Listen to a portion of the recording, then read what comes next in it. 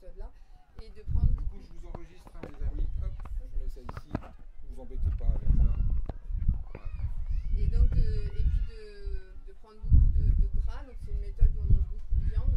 Alors, il y a des végétariens qui suivent cette méthode-là. C'est plus compliqué pour les végétariens parce qu'il faut vraiment bien équilibrer quand on est végétarien. Mais l'idée, c'est on mange beaucoup de viande. Au début, hein, et après elle a des objectifs divers et variés parce que par exemple moi en l'occurrence c'était pour perdre du poids, Estelle elle l'a fait elle plus pour des raisons de santé, il y a des gens qui la font pour prendre du poids, donc c'est vraiment, c'est pas, elle s'adapte à chacun quoi. Et donc moi je l'ai fait pour perdre du poids, ça n'a pas super bien marché pour moi parce que en fait là, moi j'ai commencé maintenant il y a 2 mois, j'ai perdu 3 kilos en 2 mois, donc c'est lourd, pas... c'est bien. Oui, pour moi c'est bien. Moi, Pas un peu trop d'un coup. après que c'est vrai, on en parlait un peu tout à l'heure, souvent quand on lit des témoignages, il y a des gens ils disent ils ont perdu 10 kilos en 2 mois, machin, c'est formidable. S'il y avait 150 kilos au départ, c'est le yo-yo. Ouais. Ça dépend, ouais, Mais, parce que les premiers kilos à perdre, ils sont vachement plus faciles. C'était quelqu'un... moi j'ai perdu 140 kilos. T'as perdu combien? 40 kilos. Ah bon. Ah oui, ouais. Ah bon, oh là là, on voit. J'étais arrivé à, ben voilà. à presque 120, tu vois. Ah oui, voilà, c'est Donc, ça. Ouais, elle va continuer là. Et Ouais, sur elle va combien de continuer, temps puis après, voilà. En, Oui, continue en 4 mois. Christine. Allez, Allez, on va, Christine. de toute façon, moi, ça va pas être très long. Mais donc, en fait, voilà. Et alors, donc j'ai pas, au niveau du poids, pour le moment, c'est pas flagrant. Mais par contre, j'ai retrouvé le sommeil sans prendre de médicaments. Et ça, franchement, moi, c'est la première fois de ma vie. Vraiment, hein, depuis, je vous dis, moi, c'est depuis que j'ai 20 ans, hein, je prends des somnifères. Même gamine, j'avais déjà des problèmes. Je me relevais la nuit. Ma mère, elle me donnait du lait chaud, de la cannelle. Donc, j'ai toujours eu des gros problèmes de sommeil. Et là, maintenant, depuis que je fais ça, c'est assez phénoménal, quoi, parce que du coup, je m'en vais vers 9h30, 10h, je me couche et je fais ma nuit jusqu'au lendemain matin, 6-7h, sans cauchemar, sans rien, en étant bien. Et moi, c'est vraiment quelque chose qui m'était jamais arrivé dans ma vie. Hein. Peut-être quand j'étais plus petite, mais pas dans ma vie d'adulte en tous les cas. Donc ça a été vraiment un premier soulagement pour moi. Et après, moi, j'ai pris aussi beaucoup d'antidépresseurs, de choses comme ça, parce que j'avais des grosses sautes d'humeur. Tout ça, ça s'est régularisé aussi. Là, en fait, du coup, là, je prends plus rien, je prends plus aucun médicament. Et il y a une dernière chose, moi, j'avais des gros problèmes d'hypertension, en fait. Et le fait de suivre cette alimentation-là, parce que, alors, du coup, il y a cette alimentation-là, mais il y a aussi plein de choses qui vont autour. C'est parce que on va dire, c'est global. Il y a aussi, forcément, d'avoir une activité physique. Et c'est vrai, le fait de m'être lancée là-dedans, j'ai recommencé. Donc, je viens tous les jours là, dans ce parc-là, je marche 1 heure ici, etc. Donc il y a d'autres choses qui se sont mises en place et donc ce qui fait que c'est pareil, j'ai plus besoin le fait de manger, d'avoir supprimé les sucres et tout, apparemment ça a aussi un effet bénéfique sur l'attention. Et ce qui fait que du coup j'ai aussi réussi à arrêter ces médicaments que je prenais, mais ça c'est pareil, les médicaments pour l'hypertension, je les prenais depuis que j'avais... Les premiers que j'ai dû prendre c'était en 93, donc ça fait quasiment 30 ans que je prenais des médicaments pour l'hypertension.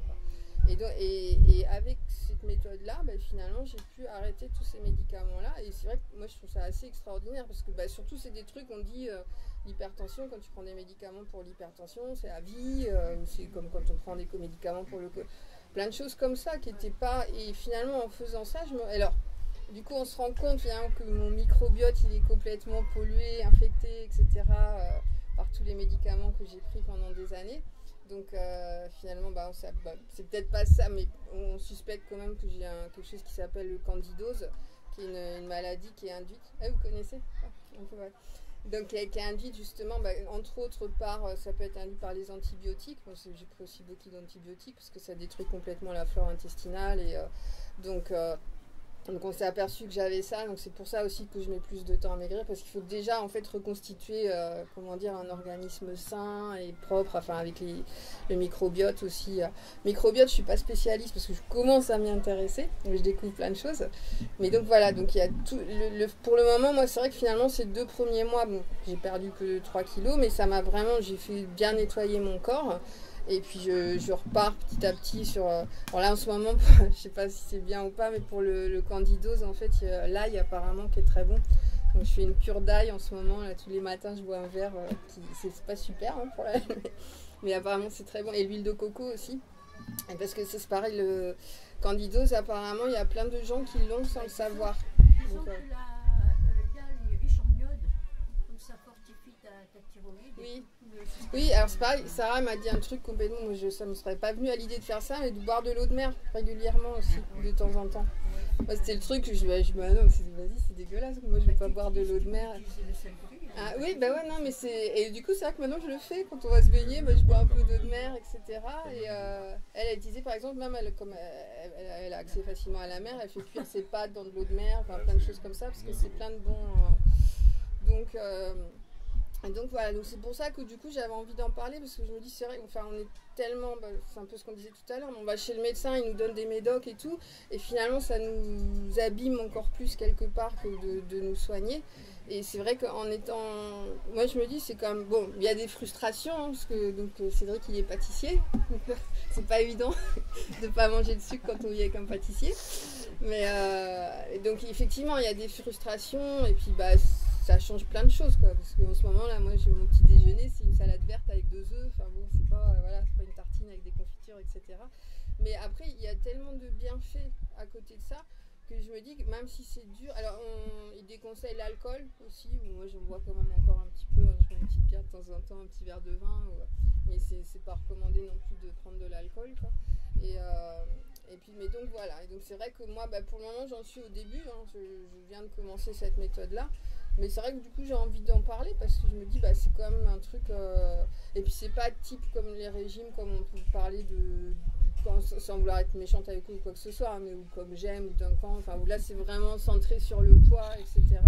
Là il y a quand même quelque chose qui est plus global, qui travaille qui est aussi beaucoup basé sur une alimentation saine. Par exemple, évidemment les viandes ils recommandent de prendre, si on peut, c'est toujours pareil, question de budget, mais des viandes bio, etc.